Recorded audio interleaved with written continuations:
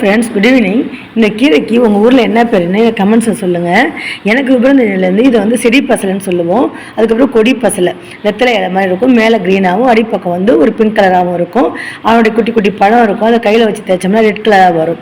அந்த 2 பசலையும் தான் எனக்கு தெரியும். ஆனால் கல்யாணம் வளர்ந்ததுக்கு அப்புறம் தான் அந்த தரப்பசலைன்னு ஒன்று ரொம்ப குட்டி குட்டியாக இருக்கும். அந்த தரப்பசலை கொடி கொடியாக போகும். அதை வந்து நம்ம எண்ணெயிலே வதக்கிட்டு புளி வச்சு கடையிறதுக்கு நல்லாயிருக்கும். அதுதான் தெரியும். ஆனால் இந்த கீரைக்கு ஊருக்கு ஒரு பேர் சொல்கிறாங்க. சிந்தாமணி கீரைன்னு சொல்கிறாங்க, சிலுக்கு கீரைன்னு சொல்கிறாங்க. அதுக்கப்புறம் இன்றைக்கி இந்த கீரையை கொடுத்தவங்க வந்து பருப்பு கீரைன்னு சொல்லி கொடுத்தாங்க. இது வந்து பாசி பருப்பு போட்டு கூட்டு வச்சா ரொம்ப நல்லாயிருக்கும். இது கொஞ்சம் குழகுழப்பு தன்மை உள்ளது. அதனால் அம்மா என்ன செய்வாங்கன்னா இதில் ஒரு பிடி முருங்கைக்கீரை சேர்த்து செய்வாங்க. அப்போ வந்து குழகுழப்பு தன்மை தெரியாது. ஆனால் நான் வந்து வெறும் இந்த கீரையை மட்டும்தான் செய்ய போகிறேன். ஏன்னு கேட்டிங்கன்னா நம்ம வீட்டில் வந்து கீரை சாப்பிட மாட்டாங்க பசங்க 2 பேரும். எனக்கு எந்த கீரை இருந்தாலும் பிடிக்கும். நம்ம முருங்கைக்கீரை சேர்த்து செஞ்சோம்னா அதிகமாகிடும், குவான்டிட்டி அதிகமாகிடும், அப்புறம் வேஸ்ட் ஆகிடும். அதனால் முருங்கைக்கீரை சேர்க்காமல் இந்த கீரையை மட்டும்தான் வந்து நான் செய்ய போகிறேன். காலைல வந்து டுடே லஞ்ச் மெனு போட்டேன் ஃப்ரெண்ட்ஸ். அது என்ன பண்ணேன், கட் பண்ணி 2 தடவையாக வீடியோ எடுத்து அதை ஜாயின் பண்ணி எடிட் பண்ணி போட்டேன்.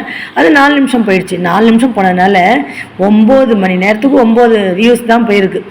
1 நிமிஷம் மேலே போனதுக்கே யாருமே பார்க்க மாட்டேங்கிறீங்க. நான் எங்கே லாங் வீடியோலாம் போடுறது? அது எனக்கு இன்றைக்கி ரொம்ப கஷ்டமாக இருந்தது. நான் வந்து ஒரே கட் பண்ணாமல் ஒரே வீடியோவை எடுத்திருந்தா எனக்கு நிமிஷம் தெரிஞ்சிருக்கும், எத்தனை நிமிஷம் போயிருக்குன்னு தெரிஞ்சிருக்கும். அதை வச்சு நான் எடுத்திருப்பேன்.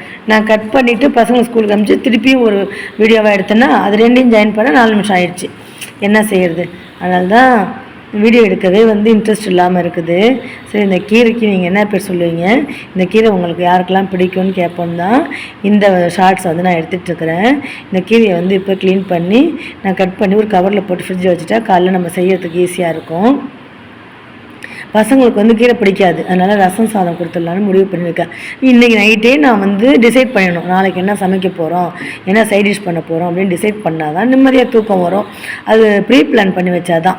காலையில் ஏஞ்சி யோசிச்சுக்கிட்டு செய்யணுன்னா லேட் ஆகிடும், பசங்களுக்கு லேட் ஆகிடும், எனக்கும் லேட் ஆகிடும். எப்பயுமே நான் வந்து நாளைக்கு என்ன சமையல்னு நைட்டே வந்து பிளான் பண்ணி வச்சுருவேன். இன்றைக்கி வேறு வந்து என்ன பண்ணேன், ஞாபகம் வந்துருச்சு. காலையில் லெமன் ரைஸும் கருணக்கிழங்கு வறுவலும் பண்ணேன்னா, அதனால் இப்போது வந்து சட்னி ரெடி பண்ணணும். இப்போ நைட்டுக்கு வெங்காயம் தக்காளி வதக்கி சட்னி அரைச்சிட்டா நைட்டுக்கு அதையை வச்சுட்டு நாளைக்கு காலைக்கு அதையை வச்சுக்கலான்னு முடிவு பண்ணியிருக்கேன். இப்போ இந்த கீரையை க்ளீன் பண்ணணும், அதுக்கப்புறம் தக்காளி வெங்காயம் வதக்கி சட்னி அரைக்கணும். அதுதான் ஃப்ரெண்ட்ஸ், இந்த கீரைக்கு ஊருக்கு ஒரு பேர் இருந்தாலும் உண்ண தகுந்த ஒரு கீரை, ரொம்ப சத்துள்ள கீரை. இந்த கீரைக்கு உங்கள் ஊரில் என்ன பேருன்னு எனக்கு கமெண்ட்ஸில் சொல்லுங்கள் ஃப்ரெண்ட்ஸ். Thank you, by.